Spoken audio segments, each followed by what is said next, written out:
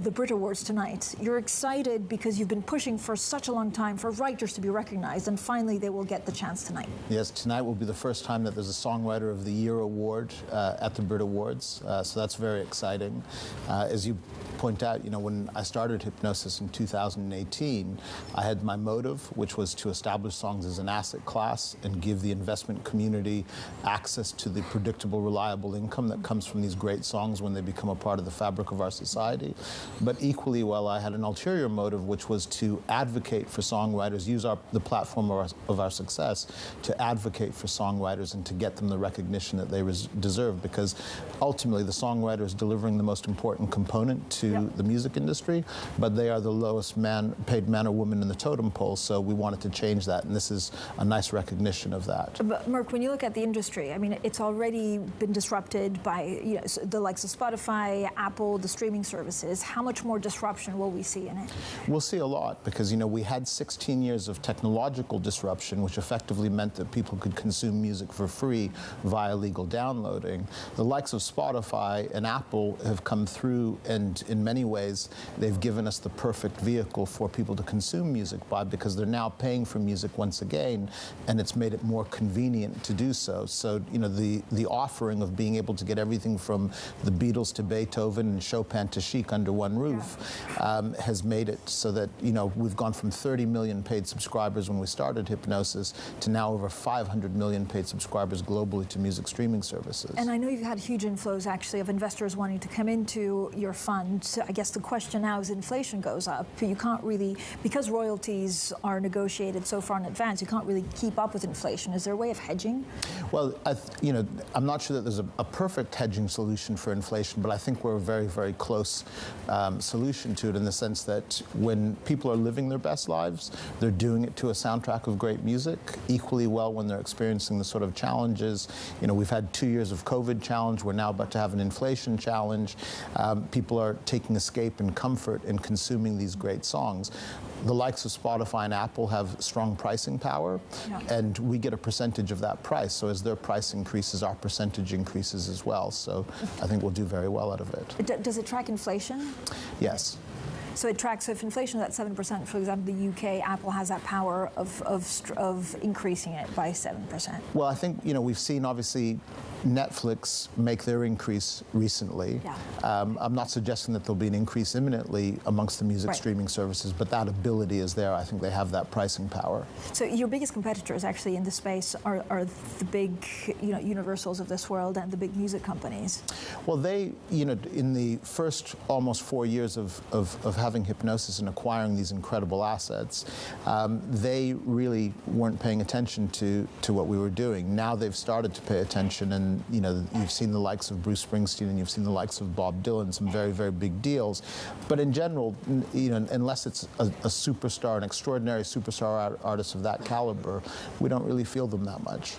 Merck, I know you've, of course, acquired some things of Neil Young. Sure. Was it did you discuss what happened with Spotify and his decision to pull out of Spotify ahead of it? We did, and Neil is someone that, if you look at the value of his songs, on the one hand they're valuable because he's a wonderful artist and he writes great songs.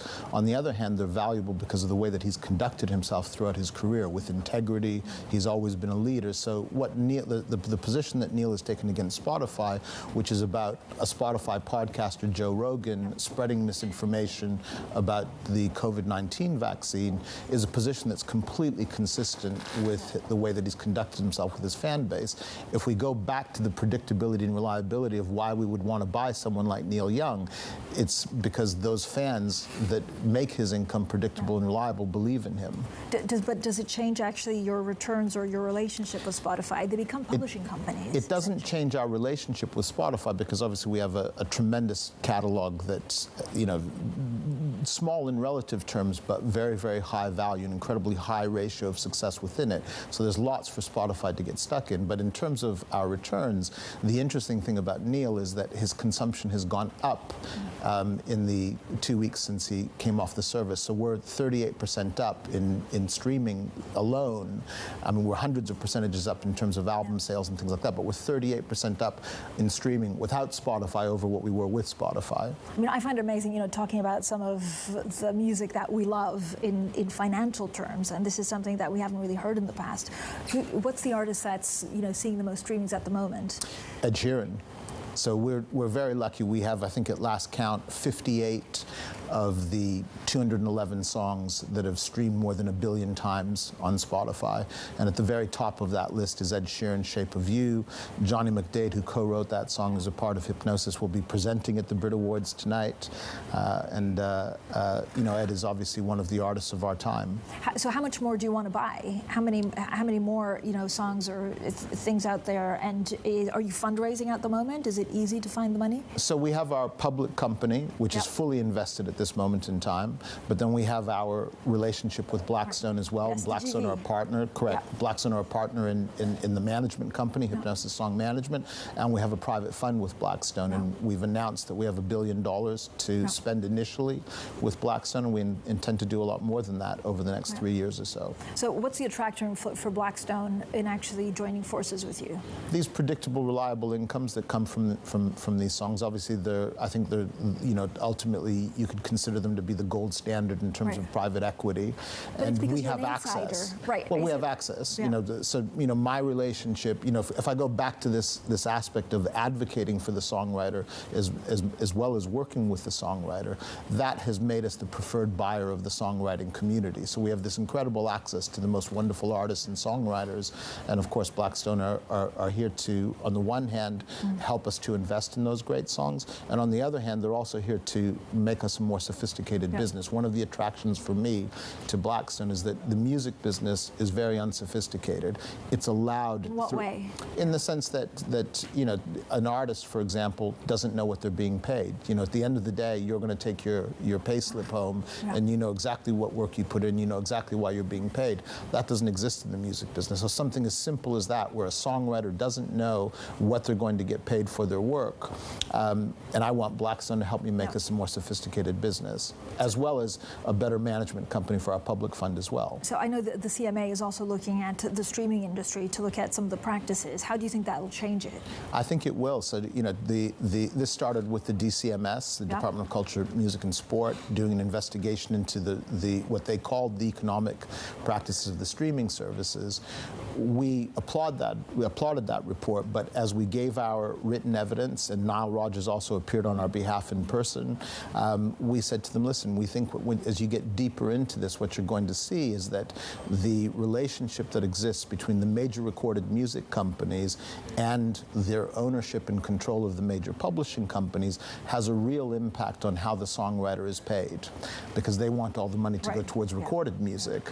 The CMA have recognized that, or the DCMS recognized that, referred it to the CMA, and one of the most important issues in the CMA now is to investigate what they consider to be the dominance of the major recorded music companies. Do you never not have fun in your job? Because it seems like a pretty cool way of marrying finance and music. I always have tremendous fun in my job, and I think that ultimately, we're doing something that, as I say, not only allows us to have songs recognized as an asset class, but also gives us a platform to be able to fight for the songwriter, and that's completely in alignment with our shareholders. If we get the songwriters paid more money, our shareholders are making more money. Do you think Spotify should have cut off Joe Rogan?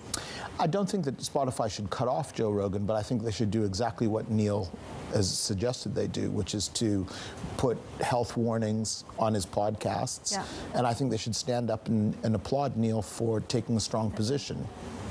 Merck, what are you listening at the moment? How do you listen, actually? Do you stream things? I stream things all day long, but I also listen to vinyl, for a lot. Every day I'm listening to vinyl for a couple of hours, at least in the evening, when I'm answering my emails. That's pretty cool. All right, your boldest prediction for the Brit Awards? I think, Ed Sheeran is going to be a sensation, and he's playing some of our songs, so I'm thrilled about that. But Pink Pantheress, I think we're obviously in the legacy business, and we're managing these incredible catalogs, but we also have to look at what the future catalogs of tomorrow are, and I think Pink Pantheress is doing something very exciting.